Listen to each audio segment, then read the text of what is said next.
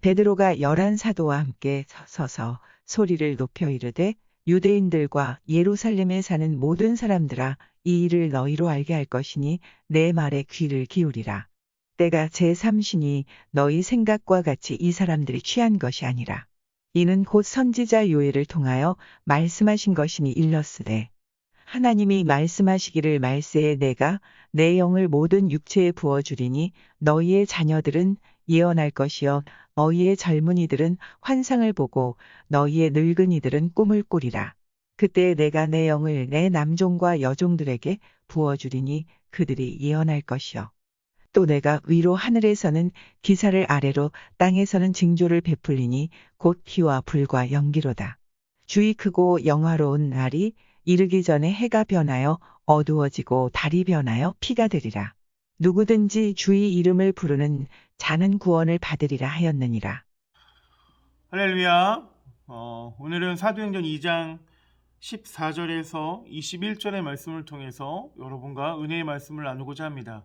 특별히 이 사도행전 2장 14절에서부터 이 47절은 베드로의 설교로 꾸며져 있습니다.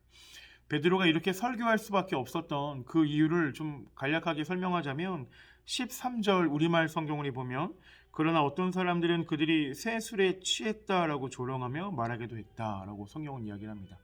오순절 다락방 사건 이후에 성령이 임하였고 그러고 난 이후에 이들이 각자의 언어대로 방언하기 시작합니다.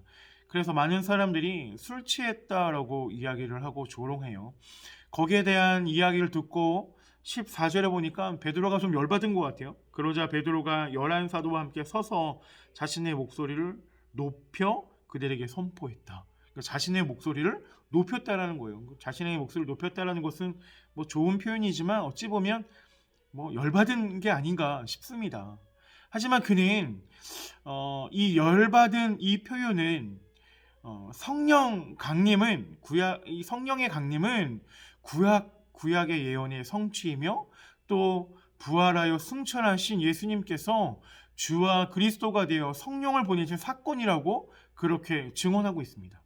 특별히 베드로는 그들이 경험한 놀라운 사건에 대해서 설명을 하는데요. 상식적으로 오전부터 이 많은 사람들이 술 먹고 술 취할 일이 없다. 그렇게 설명해요. 성령 충만은 예언의 현실이라고 그렇게 증언하고 있는 것입니다. 특별히 성령에 취한다라는 것은 성령에 온전히 사로잡혀 하나님 나라의 복음을 드러내며 그리스도의 심판과 회개의 메시지를 전하는 것입니다. 구약에서 하나님의 영은 창조의 능력이었고 왕이나 예언자 또 제사장 또 사사와 같은 특별한 인물에게 사명을 부여하는 특별한 능력이었습니다. 그러나 요엘 선지자는 하나님의 날에 하나님의 영이 나이와 성별, 계층과 상관없이 모든 사람들에게 임하고 모든 사람이 구원받아 하나님의 일을 하는 것을 꿈꾸었다라고 이야기를 합니다. 이제 그 꿈이 현실이 되었습니다. 성령은 아무도 독점할 수 없습니다. 성령으로 충만할 때 우리는 돈과 권력이 아니라 예수가 주이심을 확인하며 주님이 다스리시는 나라를 세울 수 있게 되어졌다라는 것입니다. 여러분, 우리는 성령의 은혜를 받은 사람들입니다. 또 받은 사람도 있고 받지 못한 사람들도 있을 것입니다. 그러나 하나님을 믿고 따르는 자에게 하나님이 주시는 이 성령의 능력은 특별한 사람들에게 주어지는 것이 아니라 평범하게 살아가는 우리들에게 주어지는 하나님의 선물이라는 것입니다. 이 시대를 살아가는 사람들은 모두 무엇인가 취해 살아갑니다. 어떤 사람들은 술 취해 살아가고 있고요. 어떤 사람들은 도박에 취해 살아가고 있고 어떤 사람은 돈에 취해 살아가며 향락과 또 취미생활에 취해 살아가고 있습니다. 저와 여러분은 무엇에 취해 살고 있는지 우리는 좀 생각해 봐야 합니다. 시대가 힘들다고 다 포기하고 희망 없는 삶을 살 것인지 아니면 성령에 취해 살아낼 것인지를 우리는 고민해야 합니다. 아니면 욕망에 사로잡혀 허무한 인생을 살아갈 건지 우리의 모습을 돌아보며 점검해야 되는 것입니다. 이것은 하나님이 우리에게 주신 선물입니다. 특별히 사순절 기간 하나님이 주시는 이 성령의 은혜로 말미암아 여러분의 가슴이 다시 한번 뜨거워지고 여러분의 이 성령의 능력으로 말미암아 우리가 모든 삶의 영역에서 승리하는 저와 여러분 되어졌으면 좋겠습니다. 여러분, 한 주를 살아낼 때 다른 어떤 것 중요하지 않습니다. 다른 어떠한 것들이 내 생각을 주관할 수 없습니다. 오직 살아계신 하나님만이 여러분 삶의 주관자이시고 능력자이십니다.